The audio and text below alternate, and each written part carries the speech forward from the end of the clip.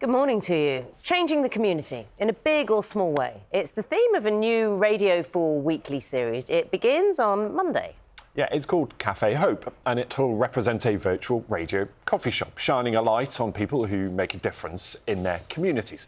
With us, presenter Rachel Burden, familiar face. Morning. Hello. Here to tell us more, also here with one of our first guests, it's Kevin Morland, who set up a charity. It's called An Hour for Others. Hello. Morning to you both. Good morning. Don't think we haven't noticed this. Now, look, your loyalties. It's a high-quality mug. Where are we here, Rachel? Because you sit here, you're obviously on Breakfast on 5 Live, and now you're hopping over to Radio 4. What's I know, going it's very odd. I think what Radio 4 wanted to do was to create a space of hopefulness in recognition of the fact that you'll know we live in a world of really grim news, and it can feel relentless and overwhelming sometimes. And here at Breakfast on 5 Live as well, we mix it up with a lot of light and joy and fun. But I think what they wanted to do was sort of create a space, a little refuge, where you hear these incredible stories that give you a sort of sense of faith in humanity that otherwise we lose when we look at, you know, the big picture, what's going on in the world. Can't it? Exactly, yeah. And privileged, really privileged that Kevin is one of our first stories. So Kevin's story is phenomenal. Kevin was at Hillsborough as a teenager. His life has taken many different turns. And it was only really through finding a sort of sense of purpose by helping others that you realised your mission in life. Is that right, Kevin? Yeah, that's right. Obviously, going to Hillsborough and surviving the way it did and realising that, like, you know, I was sort of spared that day to do something with my life. And when I had the idea 10 years ago to basically, you know, I was complaining a lot about the world around me. Like you've just said, there's a lot of grim news about it. And we like complaining, don't we? We all complain, but not many of us actually get up and do something about it. No, I was just, that's all I was doing, really complaining. And then I realised if I wanted to see a change, if I wanted to see a kinder world, if I wanted to see people helping each other, then I had to sort of live and breathe it. I had to start doing it. And I just thought, well, what can I do? So at the time, my skill was painting and decorating. And I thought I can give that skill back to my community. That's all I can do, and hope that others would get involved and give their bit. And as it happened, so many amazing people did get involved, and to this day, more and more, and businesses get involved, and it is literally creating a better community. And it's called An Hour for Others. It's such a simple idea, just an hour of your time to help other people with the skills and resources that you have. So, Kevin, I think, you know, brilliant idea, but I think people are a little bit sceptical in this day and age. So when you kind of say, I'll help, what's the kind of typical reaction?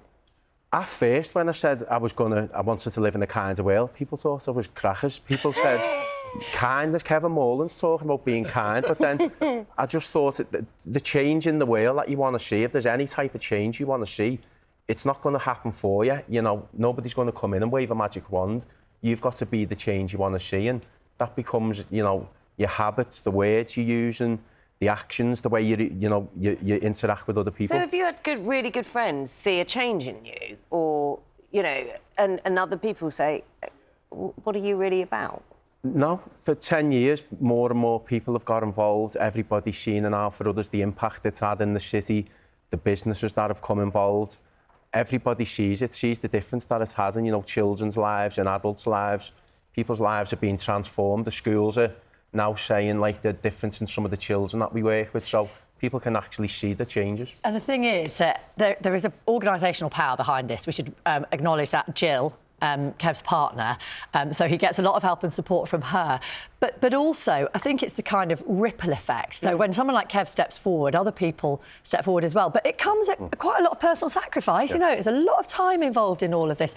And what I'm fascinated in with all the stories we're going to hear is why people give up so much of themselves and keep plugging away, even when there are endless challenges around fundraising and time pressures and all of that. But people like Kevin are sort of absolutely committed to it. And Kevin, you made that really important point, which is, what can I do?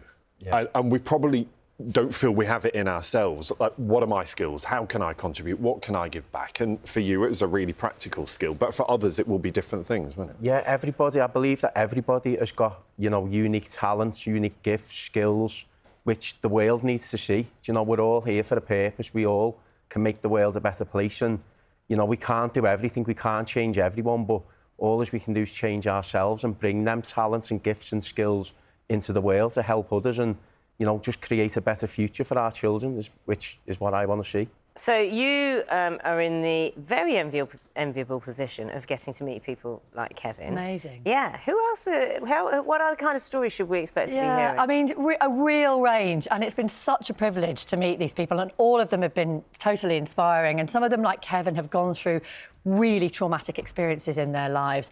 We meet, for example, Debbie, whose daughter Jade took her own life, and she every year would get a bag of Christmas presents that she collect and buy throughout the year and then give them to her at the end of the year. And she was left with this bag of presents after Jade passed away, didn't know what to do with it, and her friends and family encouraged her to just keep filling it up and then to donate it. And from there was born this idea of Jade's bag, and she now creates these bags for other people. And the sense of kind of, I think, peace that she's got in carrying on Jade's name, but also helping others who really need her support has been overwhelming for her. So people like Debbie, I've met a guy who is just a drone enthusiast, and he goes out and he locates lost animals. You know, he's got an army of thousands of drone volunteers around the country, but he commits to this 24/7. I don't think he sort of ever sees his wife or ever takes a holiday from it, but he loves it because it gives him a sort of great sense of purpose. Well, really. can you imagine seeing someone's face when their lost pet appears? Amazing. Well, you've had a very nice time. Yeah, it's been great. And people can listen now, actually. It's on BBC Sounds, the first episode. Yeah. So listen out for it, but it'll go out Radio 4 Monday at 9:45. Absolutely. Rachel, thank you so much. Thank Really you. lovely Thank meeting you, you. Kevin. Yeah, Thanks so thank much you for very joining us much. on the social Cheers. sofa. Thanks, Rachel.